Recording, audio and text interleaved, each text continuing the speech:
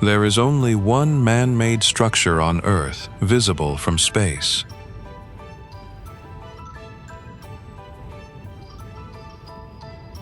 That's the Great Wall of China, an ancient fortress that protected the Chinese Empire from invasion and war for centuries.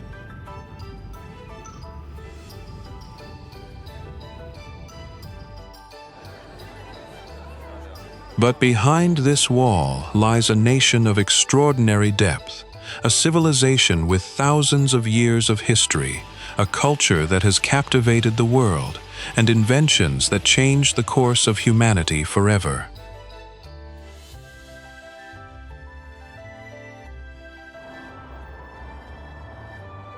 Today, join me as we journey into this remarkable land, a country where the past and present collide in the most fascinating ways.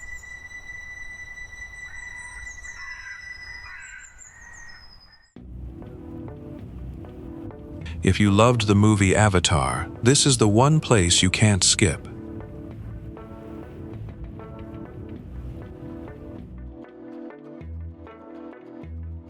Nature lovers, photographers, and Avatar fans all end up staring at the same thing here, rock that shouldn't be able to stand this tall.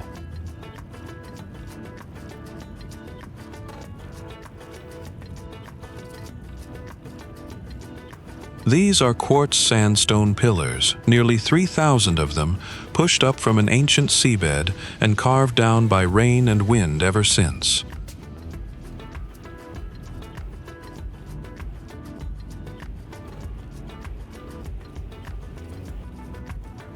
Some catch the morning light in gold.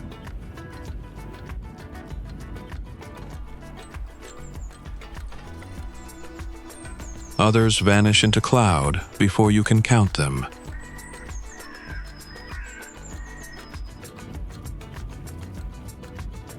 Walkways run along the cliff edges, right to the point where forest gives way to open air.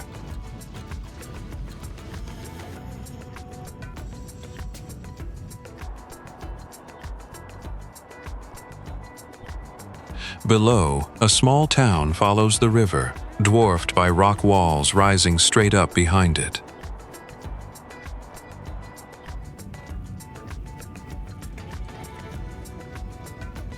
One way up is the Beilong elevator, a glass shaft bolted to the cliff that climbs 326 meters through solid stone in under 2 minutes.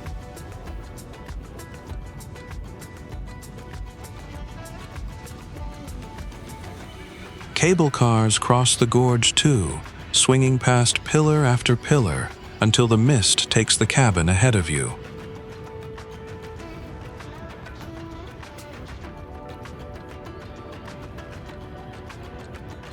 In Zhangjiajie, a temple pavilion perches on one of the narrowest peaks, and just beyond it, one column in particular stops people mid-step.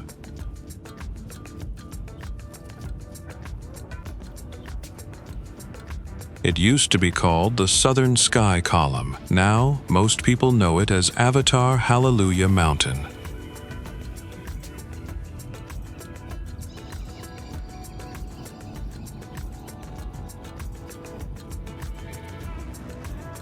Stand in front of it and the resemblance is obvious. The same silhouette that floated over Pandora, just rooted here instead.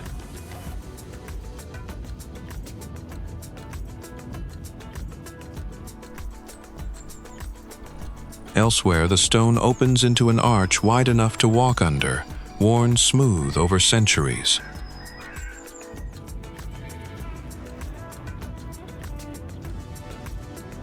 This was China's first national forest park, set aside in 1982, and the pillars are still doing what they've done for millions of years, just standing.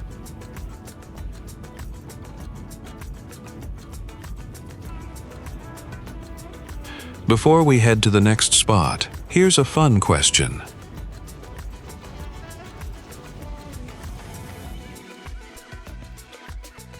Which animal is China's national treasure?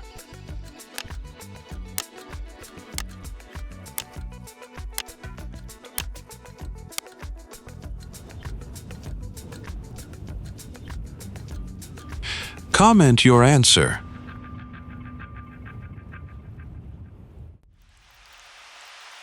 Wooden houses balance on stilts above the Tuo River, held up by aging timber piles that have carried the weight of this riverside town for 3 centuries.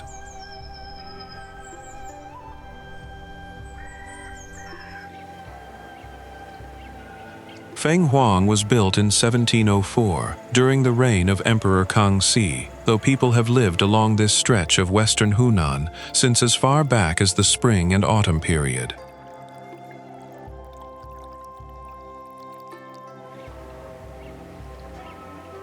Miao and Tujia communities still call the town home today, living alongside the Han Chinese families who settled here in later centuries, and their presence still shapes the architecture along the riverbank.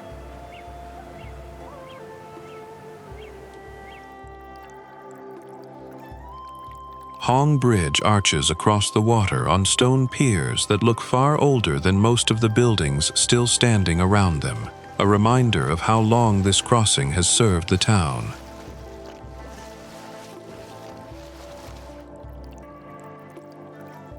The river doesn't just run past Fenghuang, it reflects the entire town back at itself, doubling every rooftop, balcony, and lantern until the line between water and wood nearly disappears.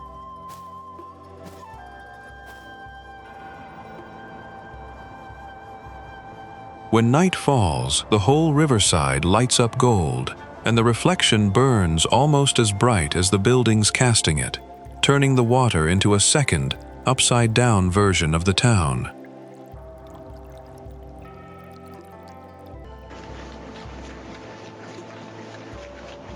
Willow branches hang low near an old wooden water wheel, brushing against green stone walls that have likely stood there since the town's earliest days.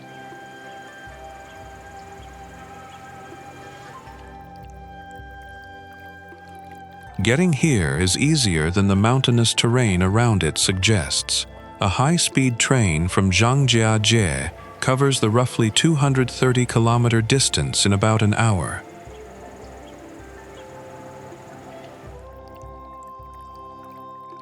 Inside the old town, the walkways narrow into worn stone steps, tight enough that every uneven edge underfoot becomes impossible to ignore.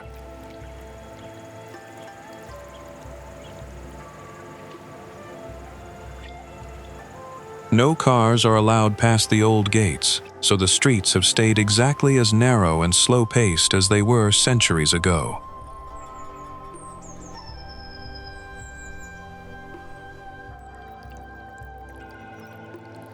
A white pagoda rises near the water's edge, its tall silhouette stretching down into the current in a long, unbroken reflection.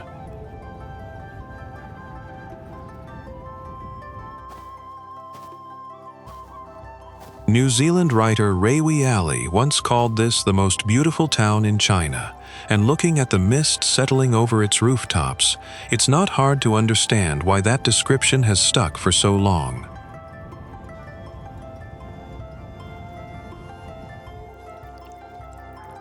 Don't forget to subscribe for more amazing destinations and unforgettable journeys.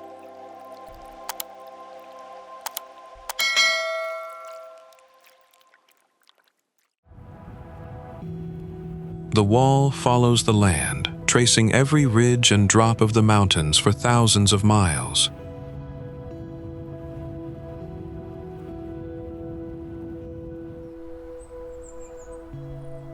Up close, it's stone and brick.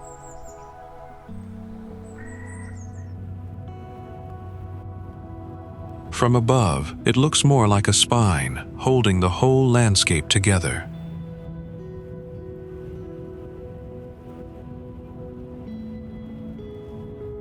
The earliest defensive walls here date back almost 3,000 years, to the Warring States period, long before anyone called it great.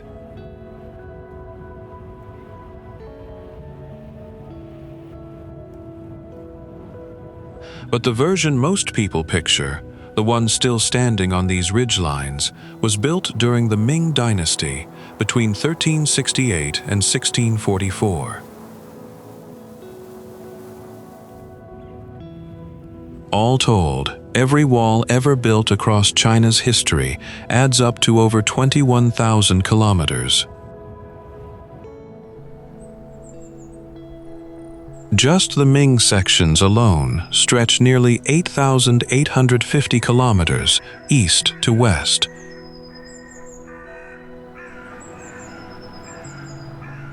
It was never just a wall.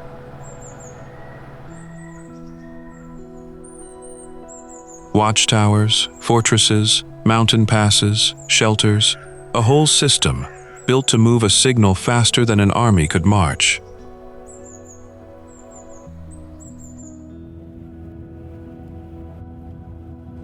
Fire by night, smoke by day, passed from one tower to the next for miles.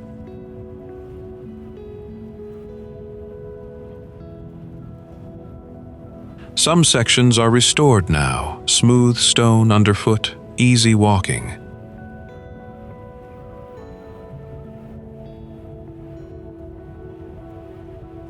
Others are left wild, crumbling into the hillside, reclaimed by forest.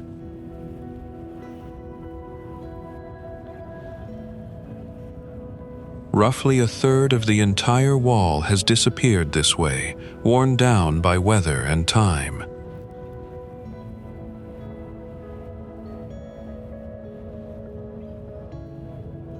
Mist rolls through the peaks some mornings, hiding the wall until it reappears a ridge later.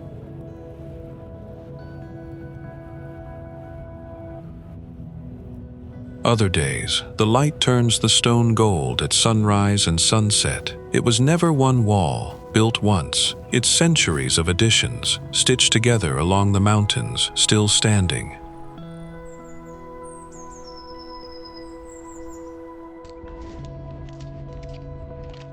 We worked really hard to make these videos, and of course, your support is a huge motivation. If you love us, you can scan the QR code here to buy us a cup of coffee.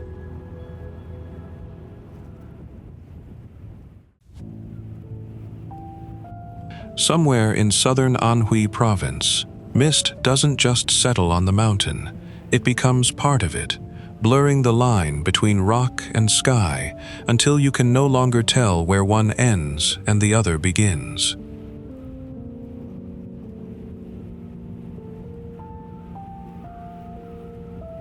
Huangshan's granite spires rise straight through the clouds, sharp enough in places to look drawn by hand rather than shaped by weather and time.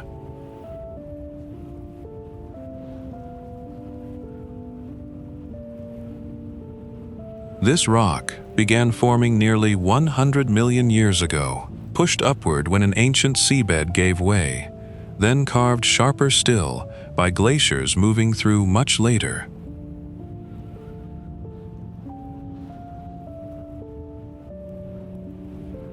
A cable line strings itself across the cliff face and disappears into the fog halfway up, the only straight thing in a landscape built entirely of angles.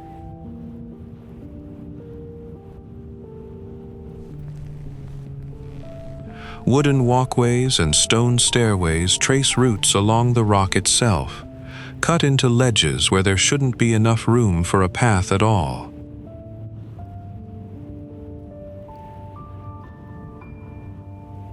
Pines grow straight out of bare stone here, rooted in cracks too narrow to make sense of, holding on the same way they have for centuries.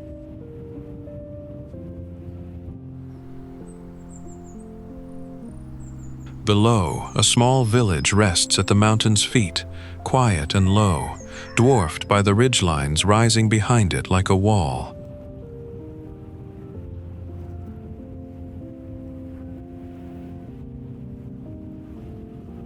Huangshan stays wrapped in mist for more than 200 days a year, and on the right morning, those clouds pool beneath the peaks and stretch out like a second sky.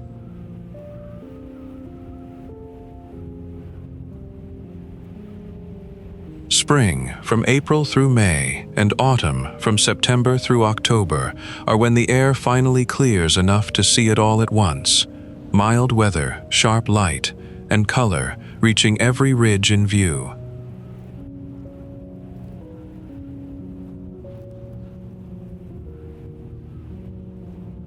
Snow can dust the summits too, turning the granite the color of bone against a pale winter sky.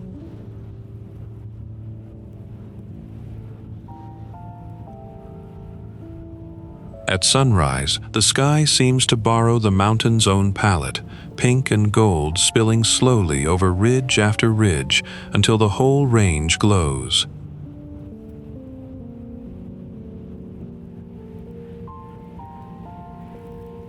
Painters have spent centuries trying to capture Huangshan on silk and paper, and even now, it still looks like something unfinished.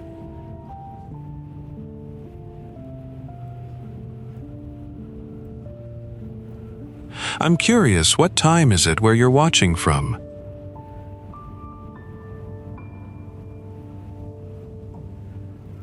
And which country are you joining me from today?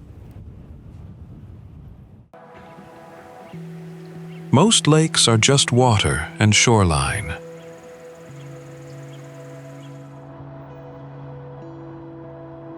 West Lake was designed to be looked at.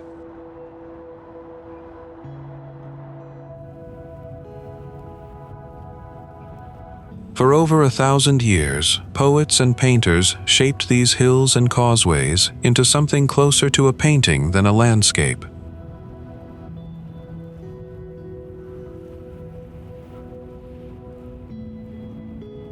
Mountains close around the water on 3 sides, holding it still enough to double every pagoda and cloud.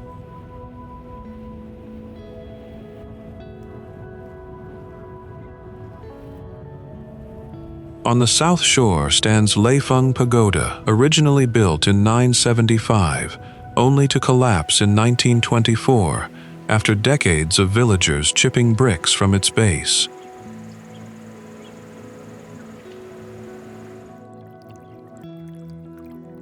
It sat in ruins for nearly 80 years before returning in 2002, rebuilt to close to its old height of 71 meters.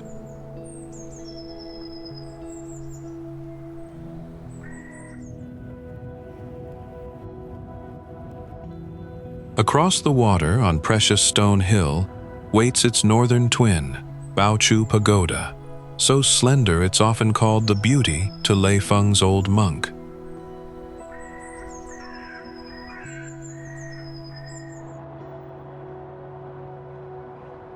Somewhere on this lake, there's always a bridge, an arch doubled by its own reflection until it closes into a perfect circle.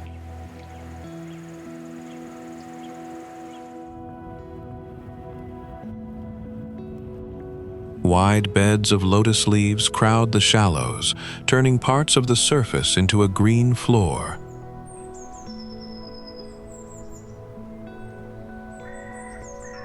Near the lake's deepest point, 3 small stone pagodas rise barely 2 meters above the water, placed there in 1090 by the poet-governor Su Shi to mark the depth and hold back the silt.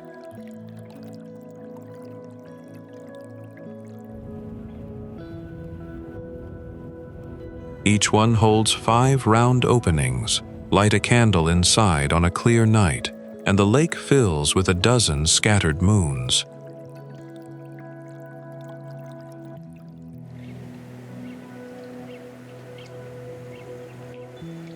Come at sunset, and the sky turns the water the color of the pagoda's gold tiles, fading into orange behind the hills.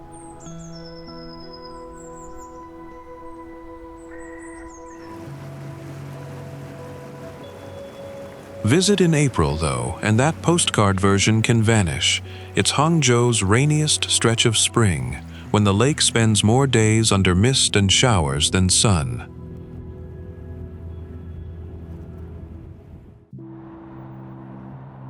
Harbin earns its nickname honestly. This is the Ice City, and every winter it proves it.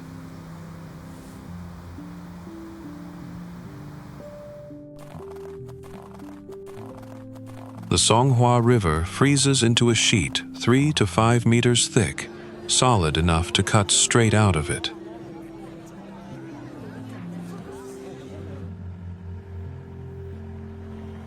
That ice, cut in massive clear blocks, becomes the raw material for what rises on the other bank, a temporary city built entirely of frozen water.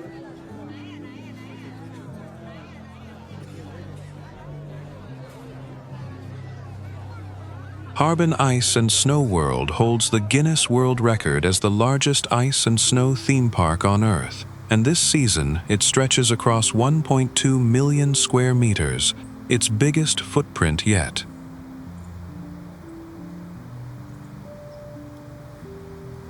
More than 2,000 sculptures fill it, and none of them survive to see a second year. The whole park is carved fresh, from nothing, every single winter.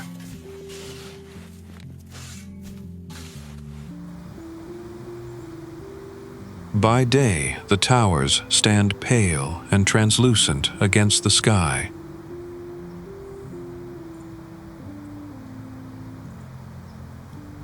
By night, lit from within, they turn the color of stained glass, emerald, rose, electric blue.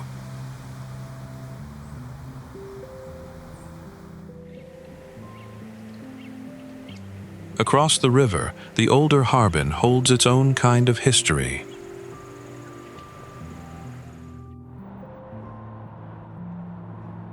St. Sophia Cathedral has stood in Dali district since 1907, its green onion domes and red brick, a Byzantine echo of the Russian railway workers who built it.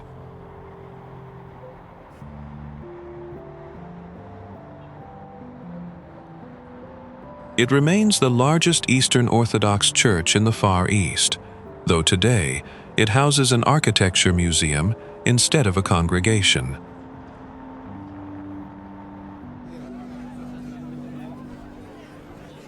The whole festival only exists in this narrow window, mid-December to late February, when the cold is deep enough to hold the ice in place.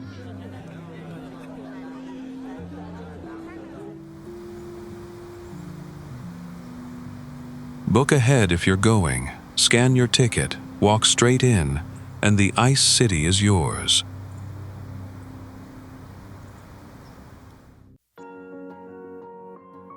Wangxian Valley looks like it's been carved into the mountainside by hand. Pagodas and terraced rooftops climb straight up a cliff face in Jiangxi province, stacked so tightly they seem to grow out of the rock itself.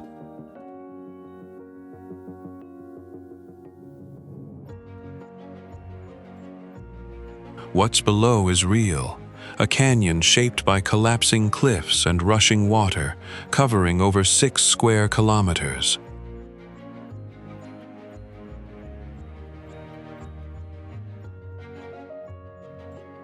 What's above is not.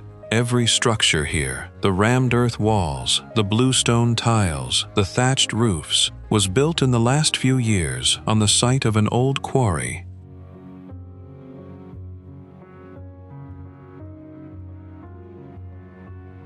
One visitor put it best, walking through feels less like visiting a village and more like walking onto a movie set, one that borrows building styles from all across China to recreate a past that never quite existed here.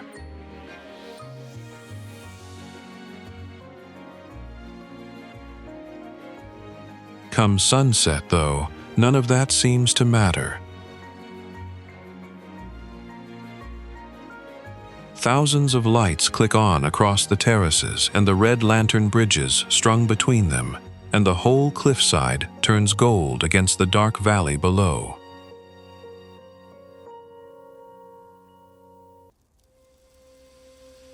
Beijing is a city that was built twice, once for eternity, carved in stone and ritual, and once for ambition, cast in glass and steel.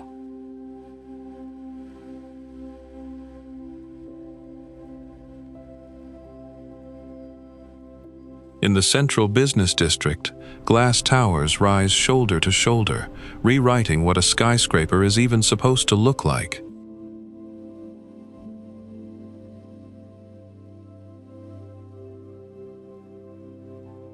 The CTV headquarters rises 234 meters as two leaning towers, bent at the top and bottom, and joined into a single continuous loop instead of reaching straight for the sky.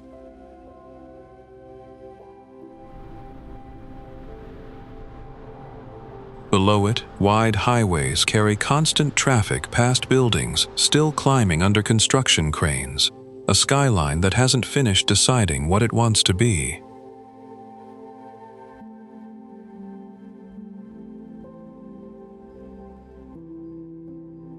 Turn toward the old city, though, and this same skyline runs on a completely different clock, one that hasn't moved in centuries.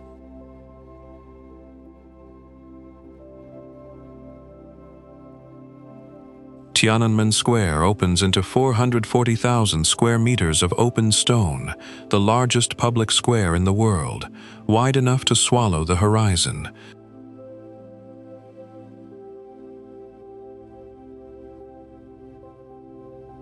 At its northern edge stands Tiananmen Gate, the threshold that once divided the emperor's world from everyone else's, and still marks the line between old Beijing and new.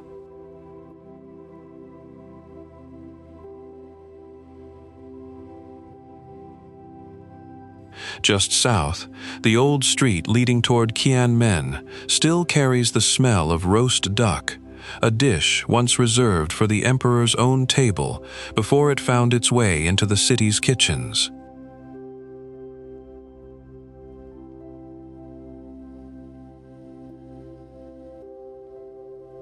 Beyond it sits the Forbidden City, home to Chinese emperors for over 500 years, though the entire palace took just 14 years to build, from 1406 to 1420.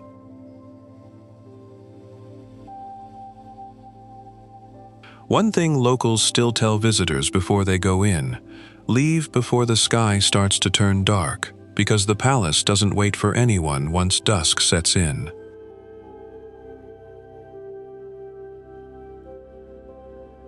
Its scale is hard to take in. More than 9,000 rooms spread across 72 hectares, closed off from the rest of the city by high walls and a wide moat.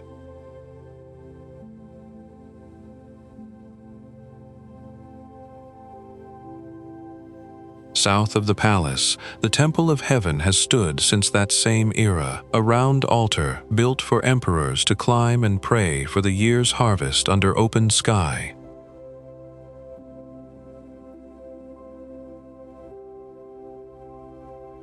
Two Beijings sit side by side here, one carved from glass and light, the other from imperial rooftops and stone, and together they still shape how this city sees itself.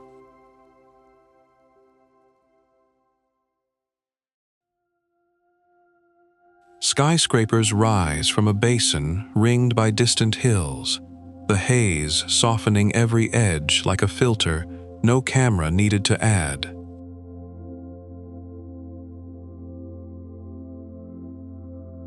This is the land of abundance, a name this fertile stretch of the Sichuan Basin has carried for centuries. At the center of it all, Tianfu Square unfolds across 88,000 square meters, its pavement curved into a giant Taiji symbol only visible from above. Beneath that swirl sits the golden sunbird, a motif borrowed from the ancient Jinsha civilization that once called this basin home.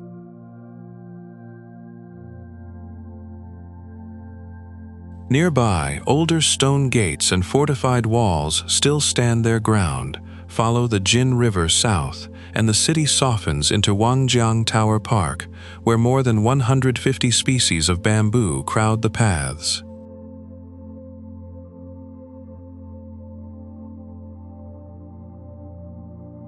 The tower itself has watched over the river since 1889, 4 wooden stories wrapped in vermilion and gold.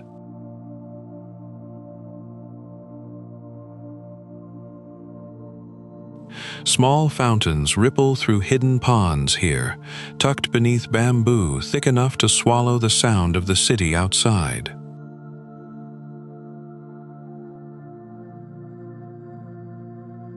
Downstream, Anshun Bridge carries a history back to the 13th century, once admired by Marco Polo on his travels through this region. After sunset, it turns entirely gold, its arches doubled in the black water below. Beyond the postcard views, this is a UNESCO city of gastronomy, where alleyways strung with red lanterns hide some of the boldest, spiciest cooking in China.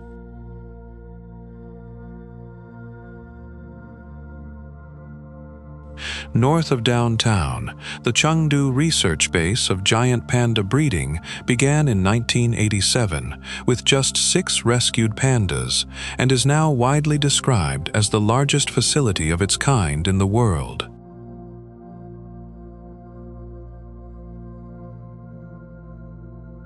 Bamboo fills its hillsides today, the same plant that shapes a poet's park downtown, now sheltering a sanctuary for the country's most famous animal.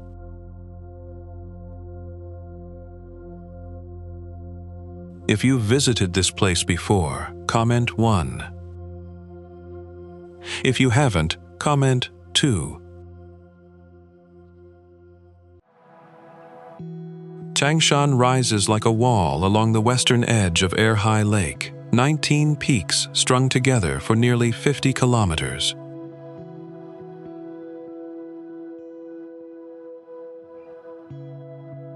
From above, the ridgeline folds green into gray and disappears into cloud, while the valley below spreads out flat and ordered.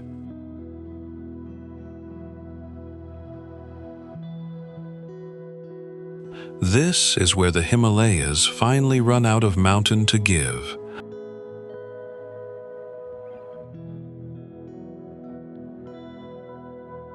Below, Erhai Lake stretches across almost 250 square kilometers, big enough that people here have always just called it a sea.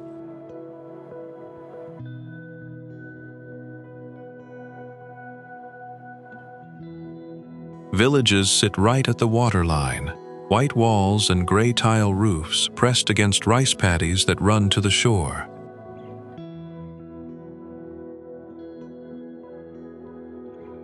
Out past the wetlands, a scatter of small green islands breaks the water into channels, linked by narrow wooden walkways.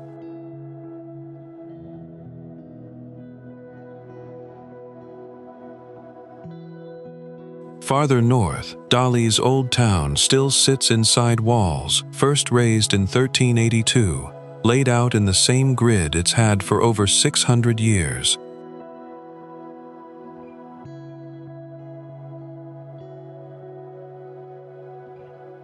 Four gate towers guard it, Tonghai to the east, Changshan to the west, and Chenggen, the oldest of them all, still standing watch over the south.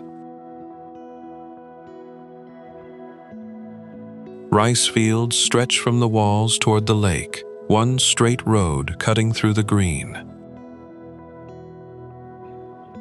On a small limestone island near the eastern shore, a Ming Dynasty temple rises barely 12 meters above the water.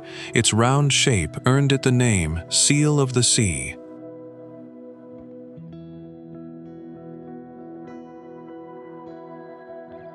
North of town, 3 pagodas break the skyline against Kangshan's clouds, the tallest built in the 9th century, 16 tiers reaching over 69 meters.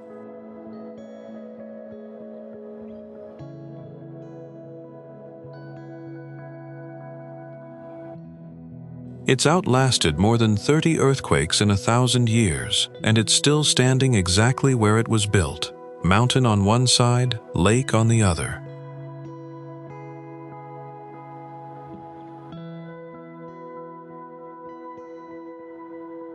This information was compiled from multiple sources.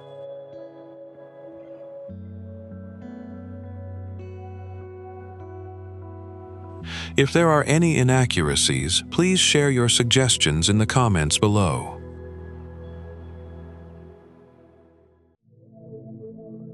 Xi'an doesn't feel like a place with history. It feels like a place still wearing it.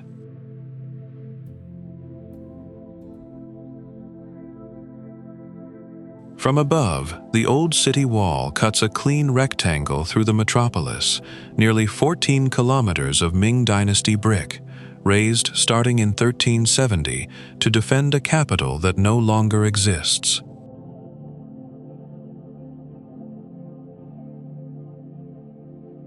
It's the most complete city wall left standing in China, and the highways and towers around it simply had to build their way around it instead.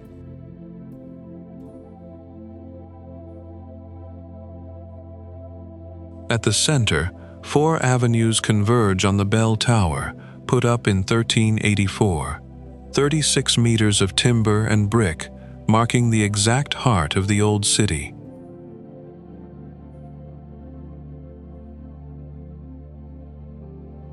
Traffic circles it now, a modern roundabout wrapped around a 600-year-old clock.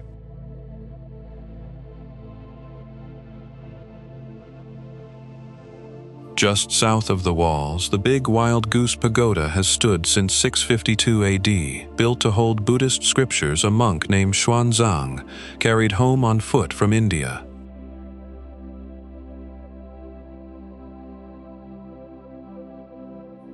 Seven stories, 64 meters, and it has already outlasted the Tang dynasty that built it by over 1,000 years.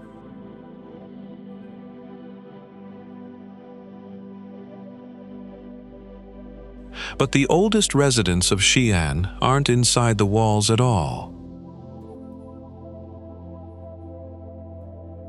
East of the city, in 1974, farmers digging a well broke into a clay head that had been buried for more than 2,000 years.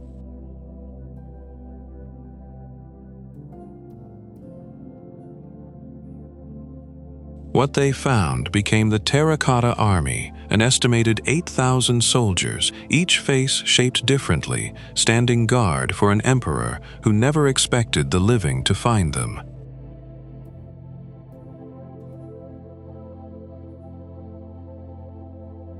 Rows of them still stretch beneath the same soil, some intact, some broken, exactly as time left them.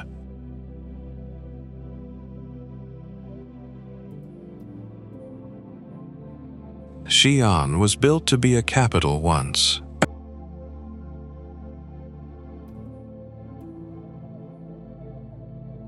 Now it's a city built around the proof that it was.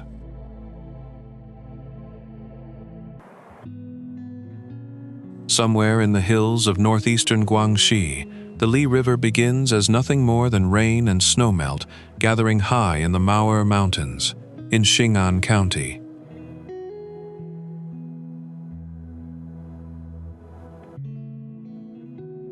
From there, it runs south for 164 kilometers, cutting a green corridor through some of the strangest terrain on Earth.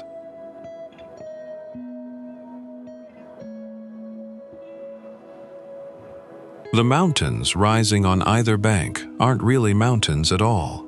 They're karst, limestone towers left behind after millions of years of water dissolving the rock beneath them.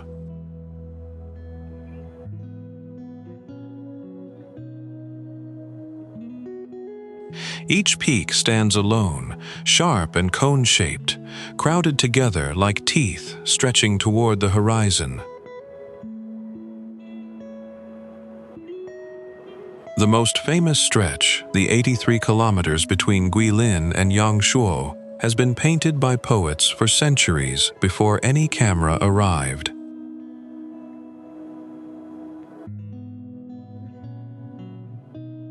Morning fog softens the ridgelines into layers, one shade of blue behind another, until the horizon just gives up.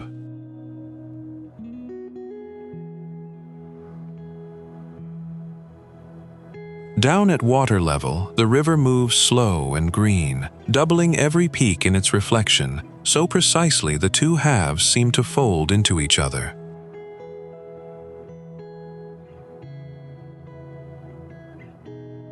Small villages sit tucked into the flatland where the valley widens, fields and orchards pressed right up against the cliffs, connected to each other only by the river's own bends.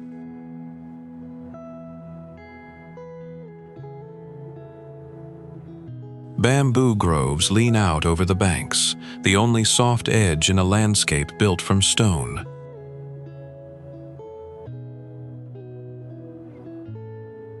Near Xingping, the river curves back on itself in a slow 180-degree turn, wrapping around a stretch known as Yellow Cloth Shoal, a view so recognized it now appears on the back of China's 20-yuan note.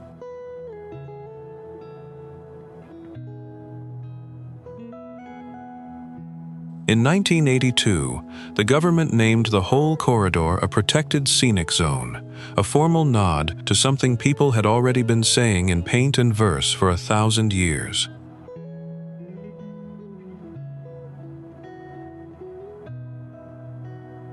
Even then, no photograph quite holds it. The Li River has to be seen bending, peak after peak, to be believed.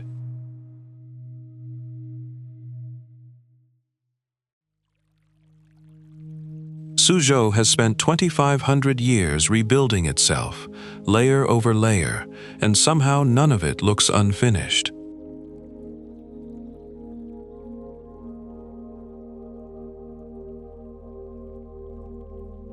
Stone bridges still arch over the same canals that gave the city its old nickname, the Venice of the East, their curves repeating in the still water below.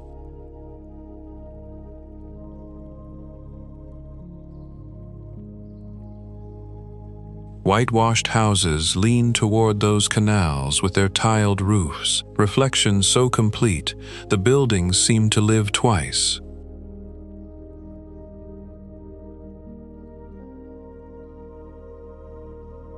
A short distance away, an entirely different skyline rises around the shore of Jinji Lake, glass and steel where there used to be only water and sky.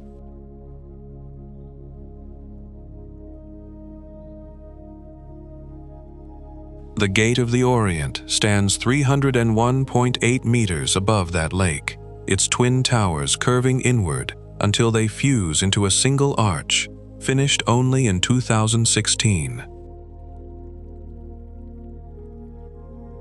Suzhou never really chose between its old self and its new one. It simply kept building both, until the skyline and the canal town learned to share one horizon.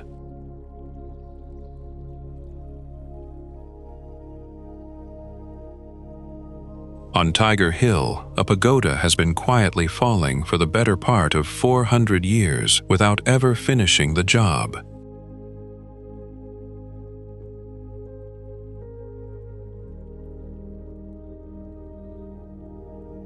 Built more than 1,000 years ago, the 7-story tower tilts several degrees off-center, older than the Leaning Tower of Pisa, and just as stubborn about staying upright. Towers curving inward until they fuse into a single arch, finished only in 2016.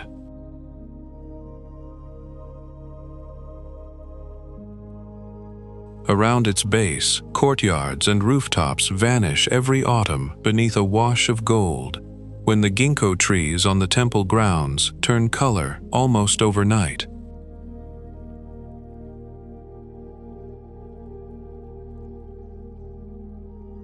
Nine of Suzhou's classical gardens carry UNESCO recognition, laid out centuries ago by scholars and retired officials who wanted the world small enough to walk through in an afternoon.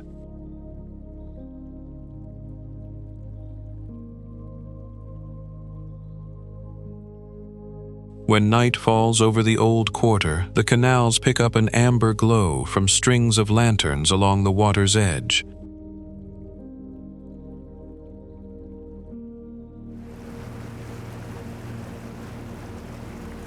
Across the city, the new skyline answers back in blue and white light.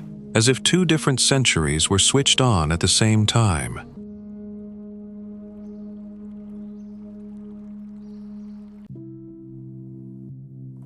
Two halves of the same city face each other across opposite banks of one river.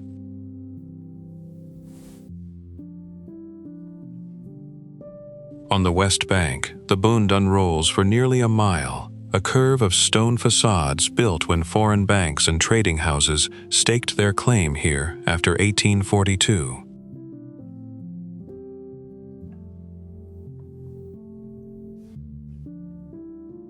"52 buildings stand shoulder to shoulder along that stretch, Gothic spires next to Renaissance domes, a European skyline transplanted onto a Chinese riverbank.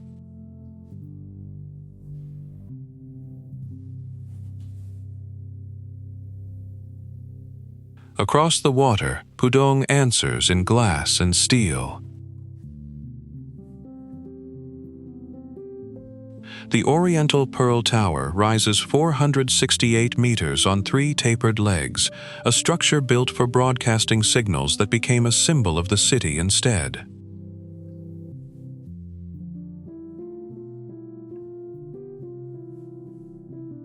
Beside it, the Shanghai Tower spirals upward for 632 meters over 128 floors, twisting a full 120 degrees as it climbs, a shape designed to cut wind load by nearly a quarter.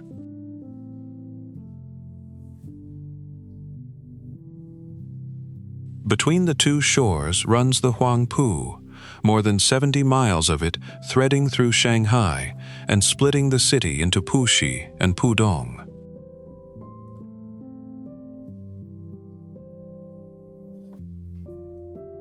Barges still move along it, low and slow in the water, tracing the same route traders once used to reach these banks.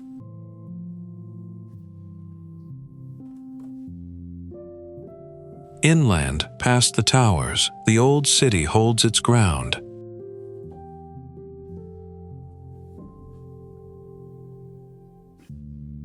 Behind a carved gateway, Shanghai Old Street keeps its Ming and Qing dynasty rooflines intact, tiled roofs pressed close together above narrow lanes.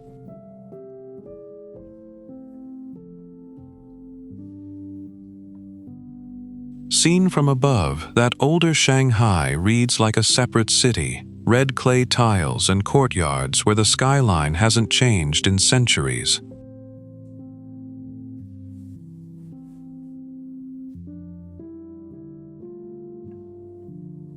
At night, the two versions of Shanghai blur into one glow, the Bund lit gold, Pudong lit blue, both burning in the same dark water.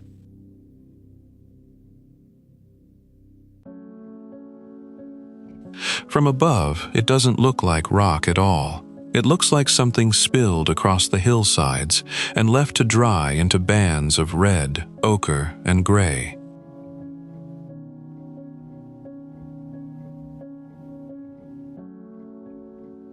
This is Zhangye Danxia, tucked into the northern edge of the Qilian Mountains in Gansu Province, where the ridgelines rise and fall for miles, without ever repeating the same pattern twice.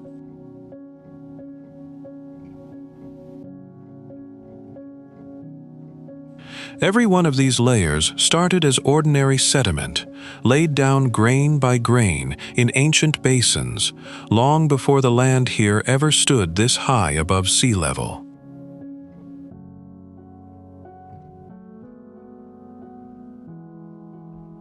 Then the ground began to lift, slowly, over millions of years, and wind and water carved valleys into what used to be flat, buried rock.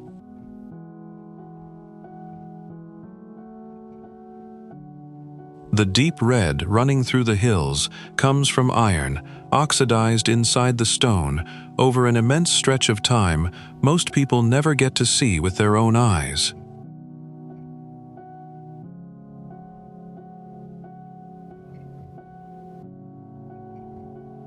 Change the mineral just slightly, and the whole hillside changes with it, yellow where the iron shifts state, green and gray where other compounds take over instead.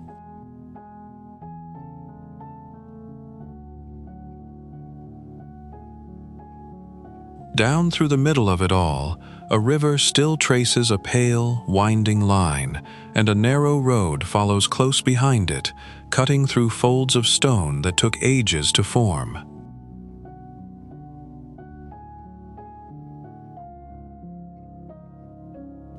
Not every peak here wears color, though. Some ridges stay bare and gray, folded into sharp, dry lines with nothing on them but stone, shadow, and distance.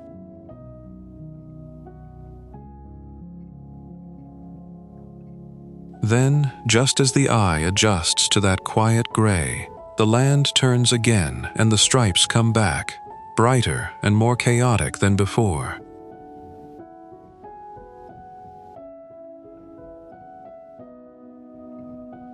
From a wide enough angle, the whole range looks less like a mountain and more like something still being layered, one slow century at a time.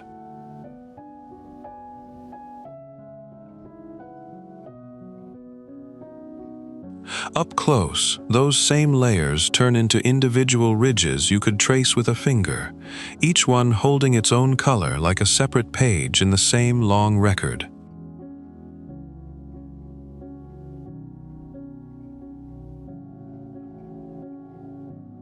Zhangye doesn't repeat itself so much as it keeps finding new ways to be the same mountain over and over, for as far as the land goes.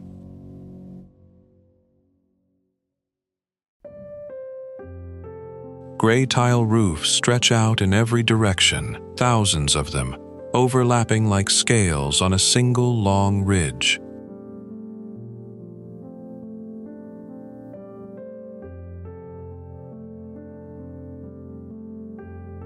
From above, Lijiang Old Town looks less built than grown, a settlement that spread outward along its own logic centuries before anyone planned a city.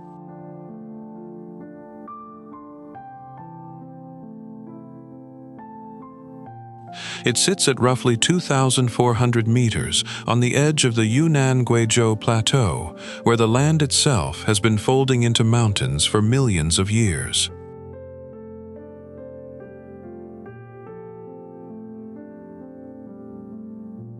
The old town has no walls.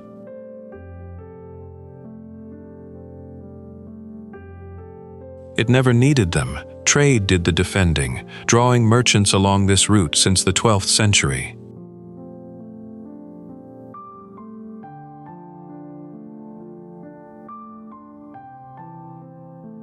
In 1996, an earthquake tore through the region, and when Lijiang rebuilt, it rebuilt in wood, the same way it always had, which is part of why UNESCO named it a World Heritage Site the following year.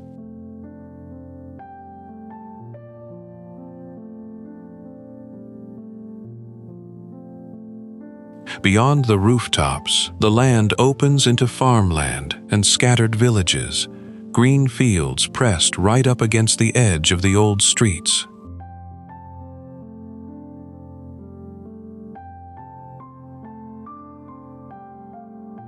And then the mountain appears.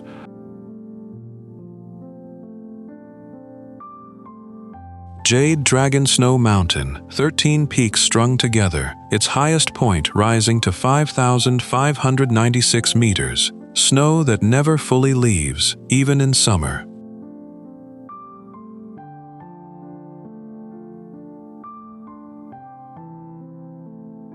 At Black Dragon Pool, that same mountain shows up twice, once in the sky, once in the water beneath it.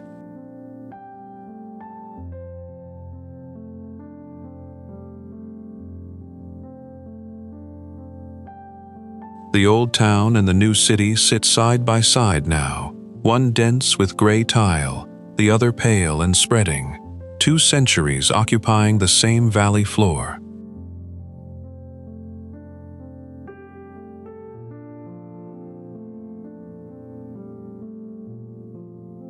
Lijiang hasn't stopped being built.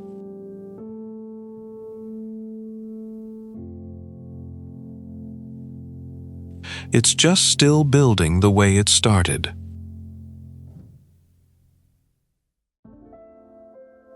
The Gobi around Dunhuang looks empty, until the sand breaks open and reveals cliffs cut into shrines.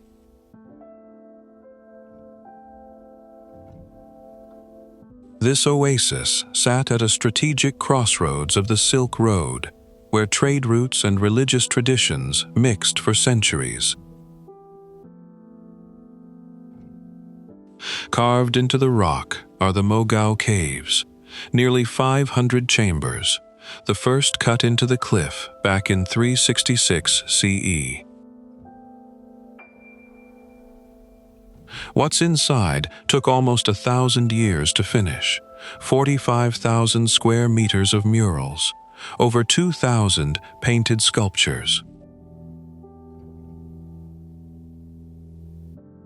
One carved figure has dozens of arms, radiating outward from its body like a wheel.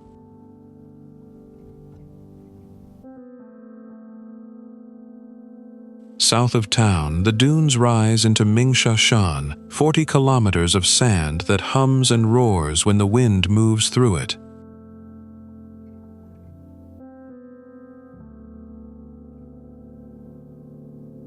At its base lies Crescent Lake, curved like its name, never swallowed by the dunes surrounding it for over 2,000 years.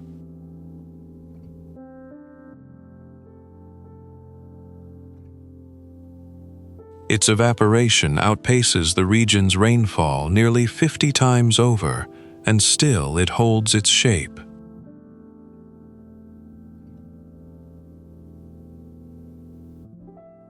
Farther out, the desert turns jagged, the Yardang Geopark, where wind has carved thousands of towers and ridges into the shape of a ruined city.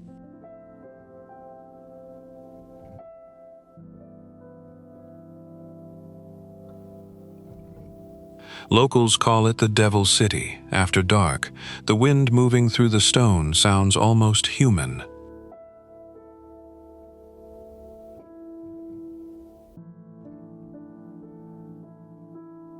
Creation here happens slowly, in stone.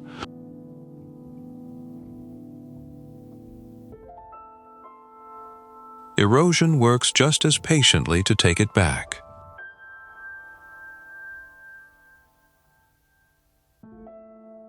Dunhuang is what sits in between, 1,000 years of art resting on sand that has never stopped moving.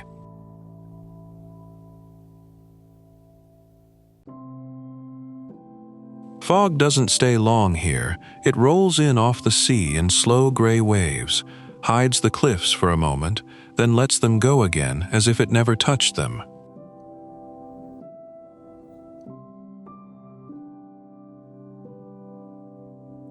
This is the southern edge of Hainan Island, the last stretch of China, before the water simply takes over and the land runs out.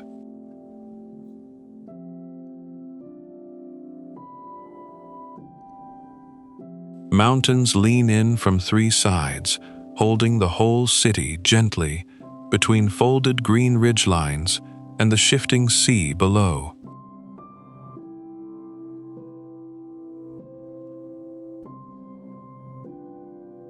Marinas fill with rows of white hulls, packed close together, rocking in bays so calm and still they barely register as open ocean at all.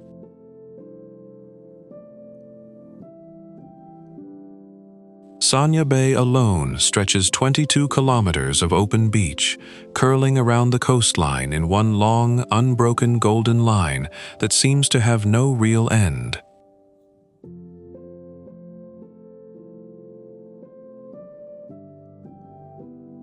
Then, slowly, the light changes.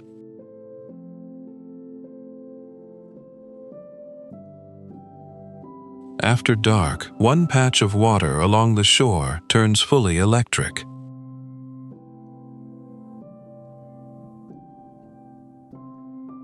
That's Phoenix Island, an artificial island built out into the bay, nicknamed the Oriental Dubai for a cluster of glowing towers that look like nothing else along this coast.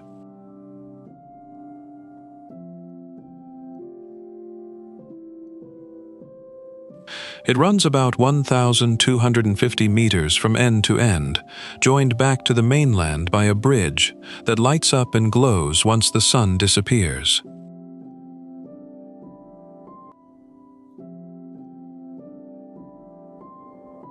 Elsewhere, the coast still curves the way it always has, long before any of this was built.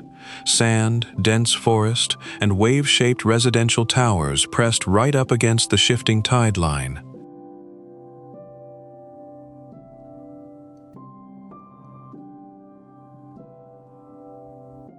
High on a hilltop above the marina stands a weathered stone deer, caught mid-turn, frozen forever looking back over its own shoulder.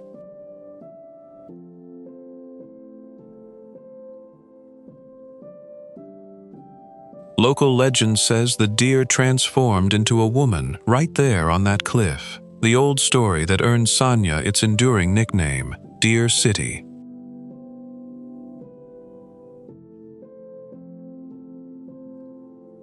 Just offshore, the water stays clear enough to still protect nearly 4,000 hectares of living coral reef, quietly hidden beneath that same turquoise surface.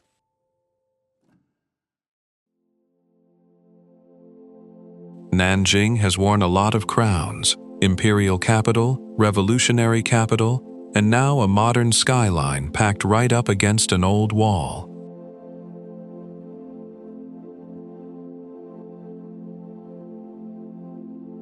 That wall still runs along the water here, thick enough in places to walk its top for miles.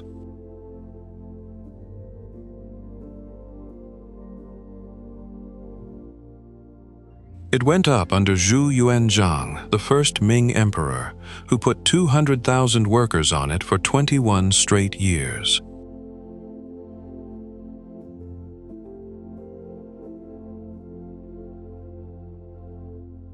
What survives today, about 25 kilometers of it, is the longest city wall left standing anywhere in the world.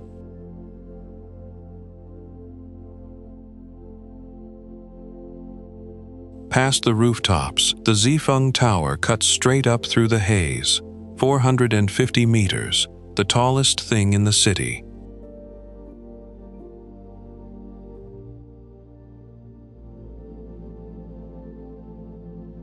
Turn east, though, and the skyline gives way to forest, Purple Mountain. Somewhere under those trees is Sun Yat-sen's tomb, reached by 392 steps and capped in blue tile.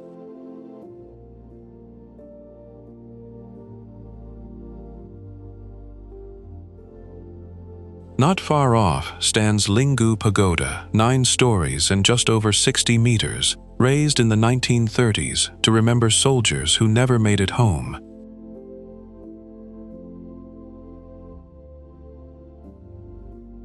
Creation and memory, side by side on the same mountain.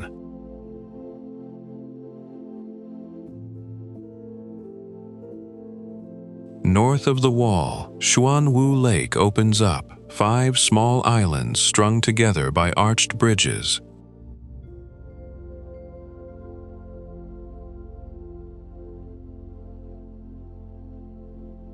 This quiet garden sits inside the presidential palace, the building that ran China's government from 1927 until the capital moved to Taipei in 1949.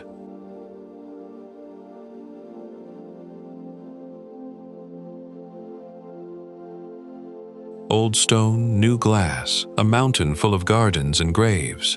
Nanjing just keeps building onto itself.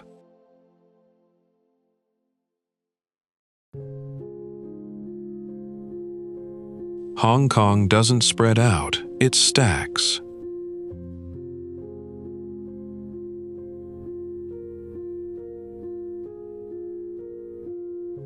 Squeezed between a deep-water harbor and a wall of granite hills, there's barely a flat acre to spare, so the city just kept building up.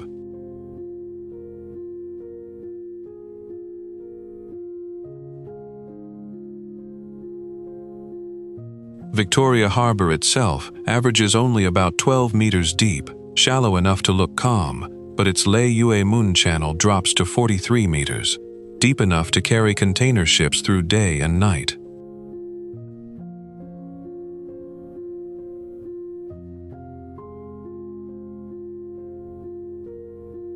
On the tracks above the water, the same double-decker trams have rattled along since 1904, now the largest fleet of double-deckers still running anywhere in the world.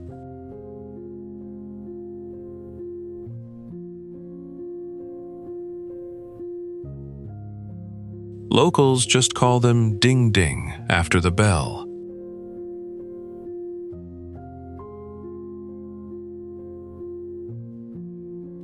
Out at Sim Sha Tsui's Avenue of Stars, more than 100 handprints of Hong Kong film stars line the 440-meter waterfront, alongside 4 bronze statues: Bruce Lee, actress Anita Mui, the animated pig McDull, and the city's own Hong Kong Film Awards trophy, all facing the harbor since 2004.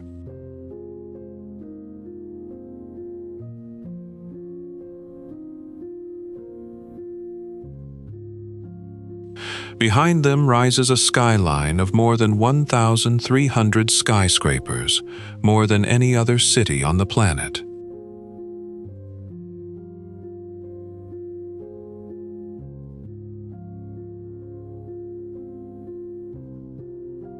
Cross into Kowloon and the crowding only tightens.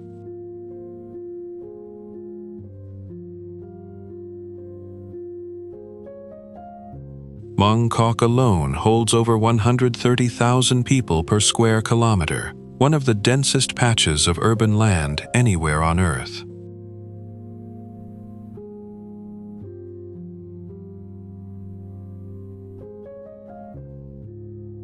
Older Hong Kong still shows through the cracks, market stalls under striped awnings, temple roofs curling gold against green hills.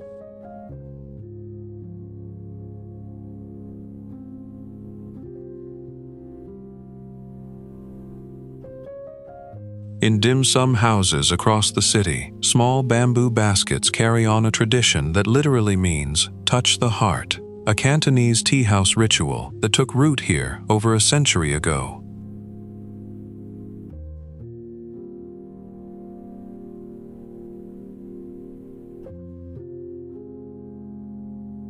At the waterline, wooden junks with red sails drift past glass towers that didn't exist when those boats were first built.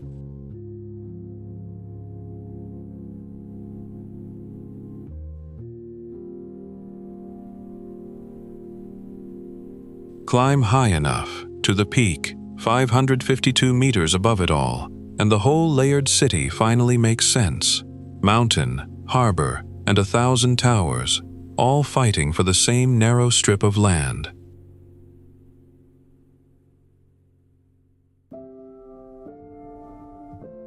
China is a living testament to human resilience, creativity, and endurance, where thousands of years of history still breathe through every temple, every dish, and every tradition.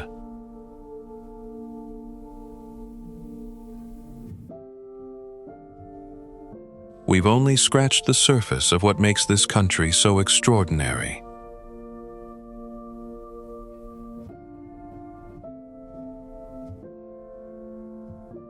If you enjoyed this journey with me, don't forget to like, subscribe, and share your thoughts in the comments below.